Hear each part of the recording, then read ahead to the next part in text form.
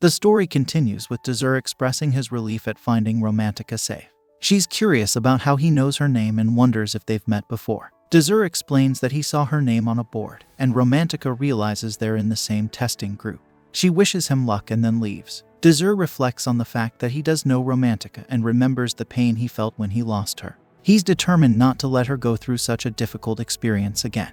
Afterward, Ladoria informs Dazur that he's in Group D for the test. She explains that the test is a race in the Aran Plains, which is a beginner level of the Shadow World. She reassures him that it's not a dangerous place, even though it's called a Shadow World.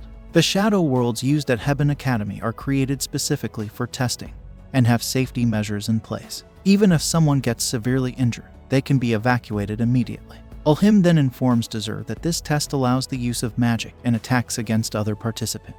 He firmly believes it's impossible for Dazur to pass the test. Loria chimes in, saying they won't know the outcome until they try. But Alhim is already convinced of the result. He introduces his ment, Azist Kingscrown, describing her as a magic knight who excels in ice magic. She's also a high circle mage and can wield vision magic, which is nearly impossible to counter. Dazur recognizes her abilities well and mentions that she's even better with a sword than most. Azist is expected to become a dependable teammate in the future, despite her limited conversation.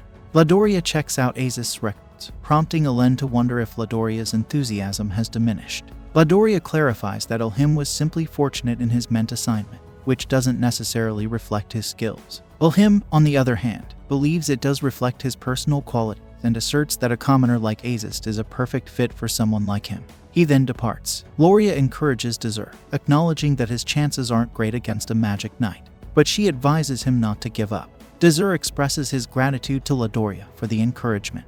The participants of Group D are summoned for the test. They use a warp gate to enter the Shadow World. In this world, their goal is to reach the finish line, and only the top 3 participants will pass the test. They are allowed to use magical attacks, interference, and various methods, but if they receive fatal damage, they will be disqualified. The participants line up at the starting point. Dazur notices that Azist survived until the end, just like he did, and he wonders if she also retained her past memories when coming to this world. He's unsure about what's going on in her mind. Then, Azist calls Dazur by his name, surprising him. Azist explains that she checked the roster before the match and mentions that Dazur is at the lowest circle with below-average physical ability. Even if he continues training, she believes he doesn't have much of a future. Dazur concedes that she's right, and he thinks that Azist may not have her past memories. Azist assures Dazur that he doesn't need to be wary of her, as she has no interest in attacking the weak. Dazur thanks her for the reassurance. The race begins after a countdown, and Azist takes off at full speed. 3 other contestants follow closely behind her. Romantica and Dazur also start running. Along the way, Romantica notices a small animal and finds it cute. Dazur is surprised that Romantica still likes such things, and Romantica questions what he means by still. She suggests that Dazur doesn't know much about her, and wonders if he's trying to flirt with her. She advises him to focus on the race, and Dazur agrees, realizing that they could both be disqualified at this rate.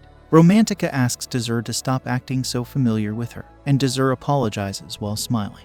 Romantica is bothered by the expression on Dazur's face, but he can't help it because he really missed her. Suddenly, Dazur notices something up ahead and pushes Romantica to protect her from an incoming attack. It turns out the attack was launched by another participant in the race. Romantica uses her Wind Strike spell to counter the attack. The other participant uses a Fire Rod spell to defend themselves, and the 2 spells collide. Romantica's spell manages to take out the other participant by causing fatal damage, leading to their disqualification from the test. The announcement of the disqualification reaches the other participants. Romantica acknowledges that she owes Dazur for looking out for her, but she believes she settled the score with her successful attack.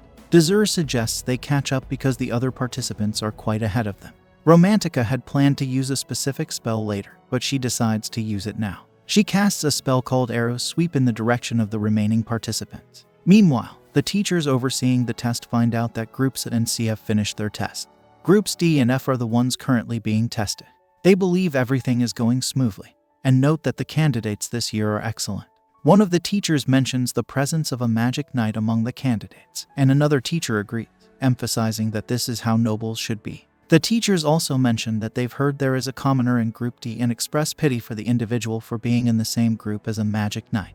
The scene shifts to one of the remaining participants, who thinks that while Azist is fast, he should be able to pass if he maintains his current pace. Suddenly, a gust of wind sweeps over the participants in the front. One of them feels that the wind isn't strong enough to blow him away, so he stands his ground.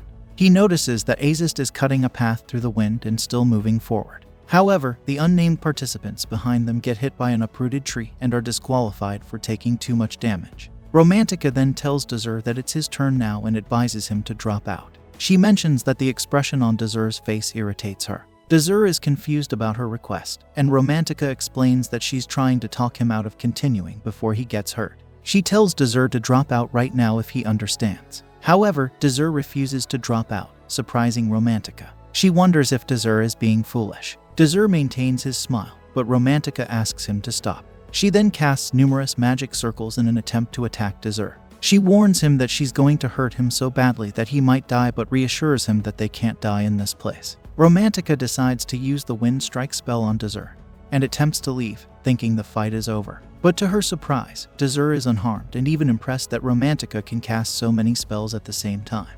Dazur explains that Romantica prioritizes speed, so her control over the spells is weak, and making slight adjustments to the trajectory is enough to avoid her attacks. Romantica can't believe it and insists that there's no way Dazur can beat her. She tries to attack again, this time using the Venom Wind spell, but Dazur manages to divert her attack once more. Romantica notices that Dazur is using an inversing spell, and she's baffled because typically, someone needs to be at a much higher circle than their opponent to invert their spell. This should be impossible since Dazur is at the lowest circle. She attempts to attack him again, but Dazur cancels her spell once more. This time, Romantica realizes that Dazur truly did invert her spell, and she wonders if it means his skills are far superior to hers. Dazur suggests they finish the fight since he has other opponents to defeat and can't stay here for too long.